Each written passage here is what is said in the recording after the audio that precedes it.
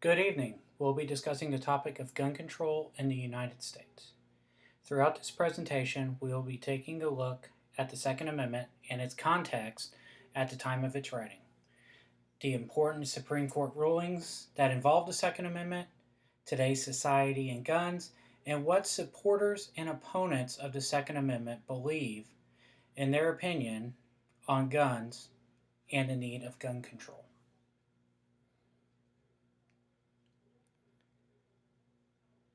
The primary law regarding the firearm ownership comes from the Second Amendment. The Second Amendment of the United States Constitution defines the ability for citizens to bear arms. As written in the Constitution, a well regulated militia being necessary to the security of a free state, the right of the people to keep and bear arms shall not be infringed. What does that mean? Many states during the Revolutionary War defined what preparations were necessary to keep a, quote, well regulated militia, in the event that the federal government attempted to strip the powers of the states in the early part of U.S. history. For example, the state of New York in 1786 defined the expectations of the state militia: that every citizen so enrolled and notified shall, within 3 months thereafter, provide himself, at his own expense, with a good musket or firelock, a sufficient bayonet and belt, a pouch with a box therein to contain not less than 24 cartridges, suited to the bore of his musket or firelock, each cartridge containing a proper quantity of powder and ball, 2 spare flints, a blanket, and knapsack. As you can see in the pictures, the two primary weapons in the 1700s were a musket and a long-barreled rifle. The major debate of the Second Amendment is whether it intends to grant a group of people the right to bear arms, known as collective rights, or does it protect each individual's right to own guns? Within the last 100 years, the United States Supreme Court has made 2 significant rulings on this topic.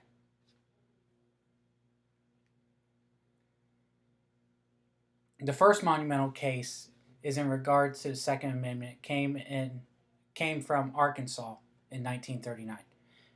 The respondents, Miller and Langdon, were charged with a violation of the National Firearms Act for transporting a sawed-off shotgun without proper permitting across state lines.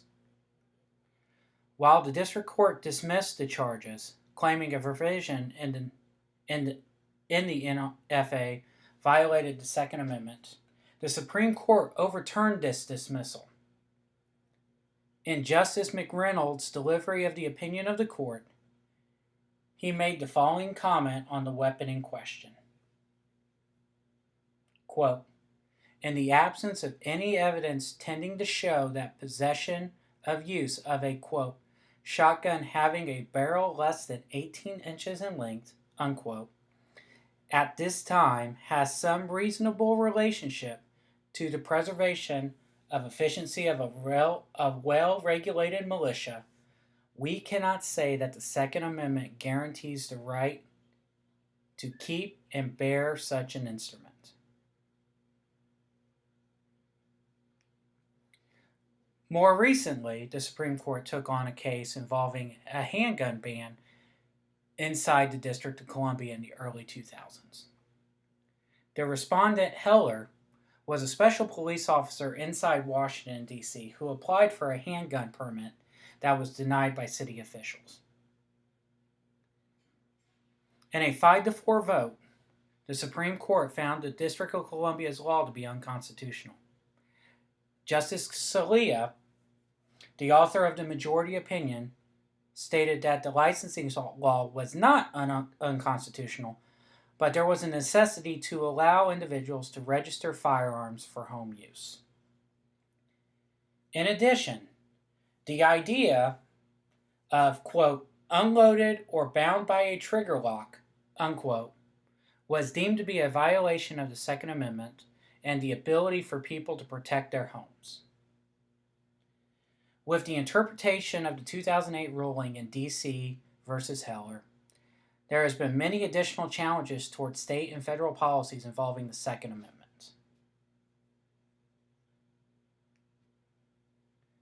Today, the discussions on guns and gun control are centered around the following areas: the type of firearms that are available for purchase, the number of citizens who own firearms, and the amount of gun-related violence inside the United States.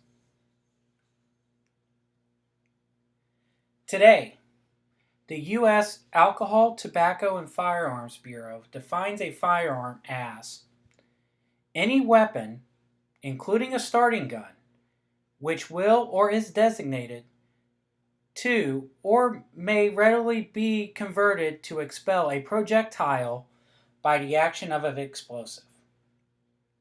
From a Popular Mechanics article, there are two major classifications of firearms: long rifles and handguns. Within the category of long rifles, there are four classes that are recognized: bolt-action rifles, shotguns, lever-action rifles, and semi-automatic weapons. Only two classes of handguns exist: pistols and revolvers. U.S. citizens own almost 46% of the world's 857 million civilian-owned guns, according to a 2019 CNN article.